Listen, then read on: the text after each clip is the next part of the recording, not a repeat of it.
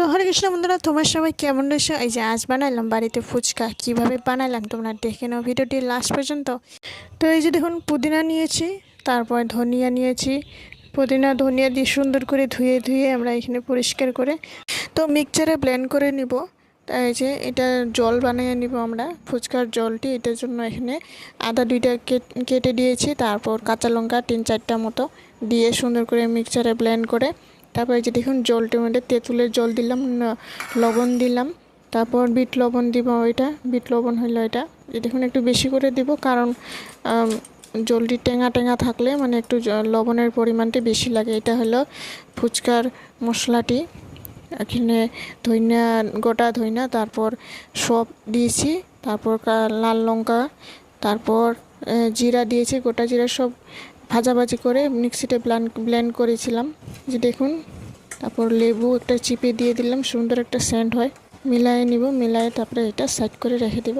তো ফুচকার জন্য এখানে আলুর মাখাটি বানিয়ে নিব। এখানে এই যে আলু প্রথমে 3-4টা আলু কেটে নিয়েছি, কেটে সুন্দর করে ধুয়ে শুয়ে এখানে কুকারে বসায় দিব। মটর ভিজে রেখেছিলাম, মটর আগের দিনে মটর ভিজে রেখেছিলাম, সুন্দর ফুলে গেছে। তারপর কুকারে একটু লবণ দিয়ে আমি আলুটি সেদ্ধ করে নিব।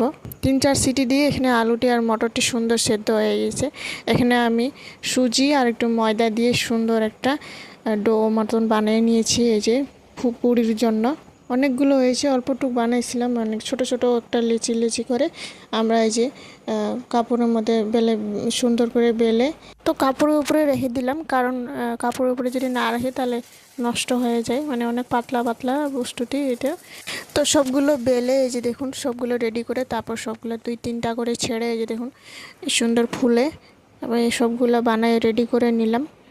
এই যে দেখুন, তো পুরোটি রেডি করে নেওয়ার পর এই যে দেখুন আলুটি মাখা বানিয়ে নেব আমরা। এখানে কাঁচা লঙ্কা 2-3টা কেটে দিয়েছি, পানিপুরির মশলা দিয়েছি, যেটা মশলা ঘরে বানায় রেখেছিলাম, ধনিয়া পাতা দিয়েছি কেটে, তারপরে বিট লবণ, একটু জিরার গুঁড়া দিয়েছি। তারপর এইদিকে দেখুন 2-3টা কাঁচা লঙ্কা দিয়ে সুন্দর করে মাখামাখি করে একটু তেঁতুলের জল দিয়েছি। তো বন্ধুরা, ভিডিওটি ভালো লাগলে অবশ্যই লাইক, কমেন্ট, শেয়ার, সাবস্ক্রাইব করে জানাবেন।